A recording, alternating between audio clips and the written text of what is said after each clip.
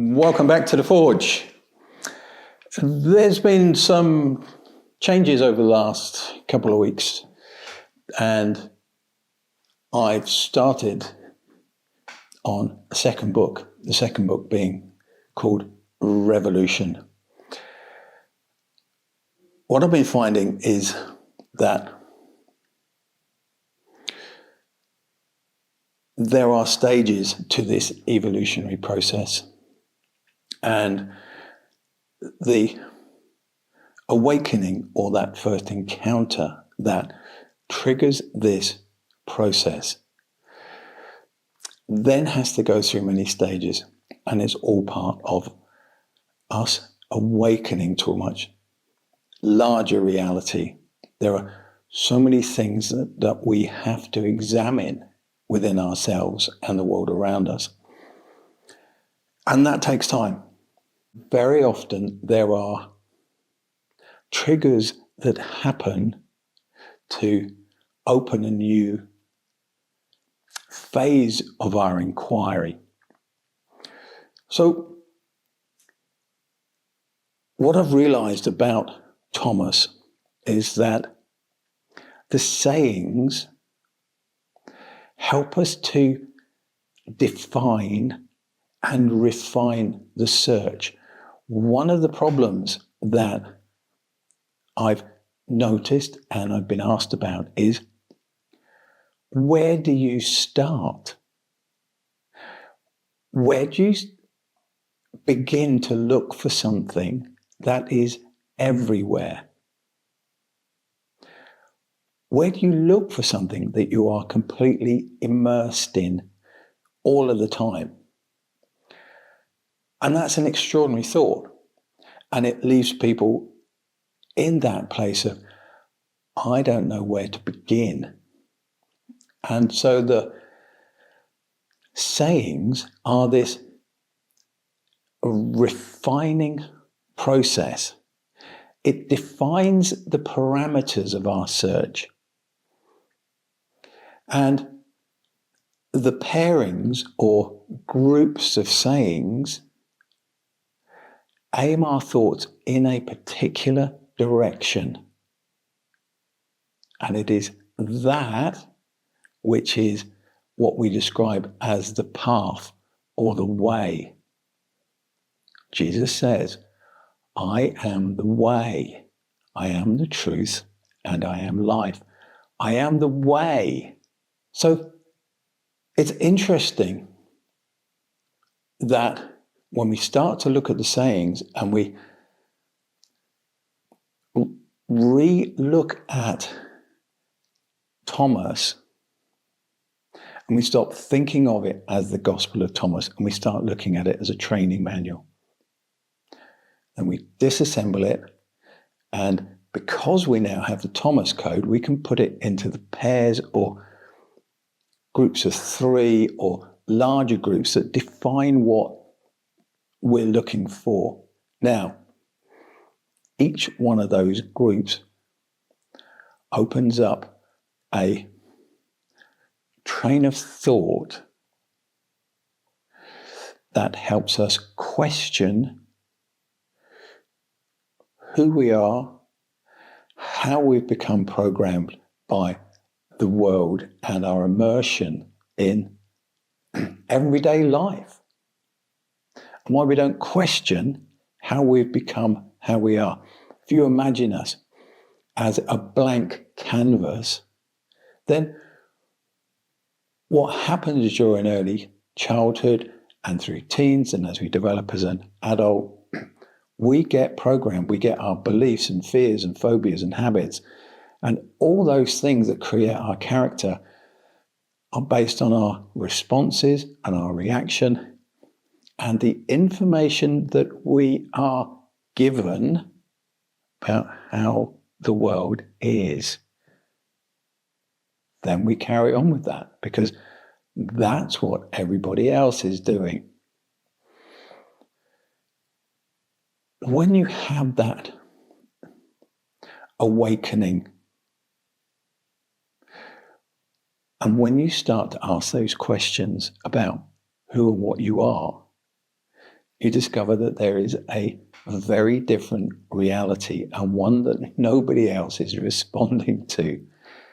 And so it leaves us in this place of division and solitude, because it's a difficult thing to talk to people about, because they simply don't understand. What we are trying to do now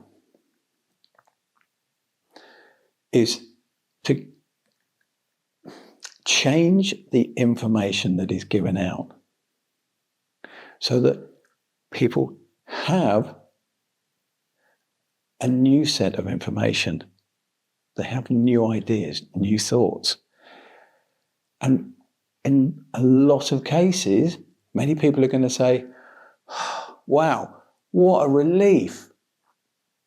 Because this new information fits with what they feel, what they're beginning to understand, what they sense, and yet the world around them doesn't reinforce that.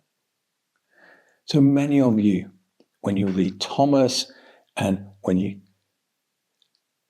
watch these podcasts, will feel a sense of relief. Finally, somebody is talking about something that feels right. There is a process which is happening that we all must go through. And we need to go back 2,000 years and look at the two examples that we were given in a new way, in a different light. One is Jesus, one is Mary Magdalene. They both have two different roles within this, and yet they went through the same process. Exactly the same process that I'm going through, exactly the same process that you're going through. So, Jesus, when we look at him as this superhuman, God-given person that Christianity does, who was dropped in to save our sins, we get this almost superhuman Marvel type of character. That's not how it is. This was not a man that only spoke in parables and complex paradoxes. This was a person like you and me. But they were chosen by the living Spirit that came firstly into that body. Came into that body because that body had potential to awaken. We need to look at the beginning of that and look at the role of the living Spirit. The living Spirit is the eternal part of you. Physical body is the one shot, one lifetime part. But those two parts have to work together in order for awakening to happen. The person has to have that curiosity, that internal drive to start to search and to look and to find. But they need to know what they're looking for. Otherwise, they just go off in all kinds of different directions. We're back to how do you search for something that you are totally immersed in. The living Spirit is on an internal treadmill currently, reincarnation over and over and over. Now, if you imagine that as a constant, and then it empowers and brings life to a human body, that body passes away, but the living Spirit continues, but it grows through that experience. And then that happens again, it comes into another person, and they pass away, but the living Spirit, which has brought them life, is on its own path, it's on its own evolutionary path. We call that reincarnation, and it happens hundreds or thousands of times. the problem that there is currently within the world is that there is no way to break that cycle. There are two things that are going on here. There is a physical life that us as human beings have, and then this evolving process that your spirit is on.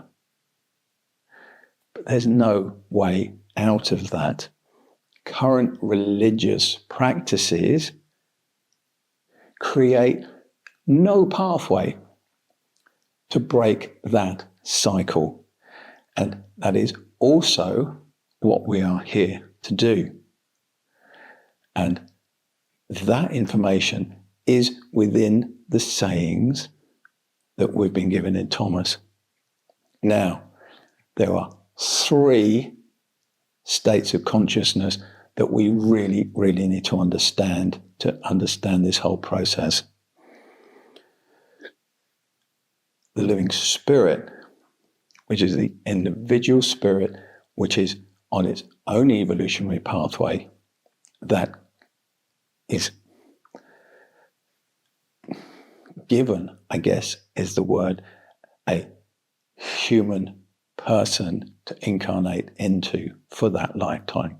Creates life, is the animation that happens, and it is the background consciousness to that person. Then there is what I've been calling the Jesus consciousness. More recently, that has changed and it has just become the consciousness. That consciousness is responsible for the evolution of human life on this planet. That's what its purpose is. And then there is the living consciousness, which people refer to as God. That state of consciousness is responsible for everything. That is the creative thought and consciousness that is behind everything, the thing that you are immersed in. Now, the Jesus consciousness, the consciousness which is looking for evolution, it has a very specific purpose, and that is to connect the living spirit back to the living consciousness. I am the way. That's what its purpose is. That's why we have to find it, because it joins the living spirit to the living consciousness. That's the way out that reincarnation needs. Living spirits are evolving, and there are many, many, many who are very mature and experienced. But in order to get out of this loop that they are in, they need a path out. That pathway is an awakened human being that can become the bridge between the physical and the non-physical. The pathway for that reconnection is the sayings of Jesus and the consciousness that you discover. So there is a saying that says, there are many around the well, but no one goes into the well. And the second part of that is, there are many around the door, but only the single ones can enter the bridal chamber. The bridal chamber is the living consciousness. That's unity. That's how that is being described. The living spirit is the door. That's the door to open this thing up. And the Jesus consciousness is the key. It's the key to open the door. When you go through the door, then you are reconnected with the living consciousness. It is a whole quantum leap of understanding. It is a completely new way of looking at who we are, what we are, and the process which we are immersed in. Now, don't take my word for it. I don't ask you to believe in this or accept that what I am saying. You have to experience this for yourself. I speak because that is what I am experiencing. Now, you may begin to experience this in a very different way. And that's how it should be. We are all individuals. We're all coming at this from different directions. We all have different experiences. But the underlying process that you must try and understand to direct you in the right way is that by refining and defining the search parameters, that takes you in the correct way. That leads you down the right path. Then know that in awakening, in discovering your living spirit, you and your living spirit become one. In that awakening, the pathway is through the consciousness of Jesus to the living consciousness. That is the connection.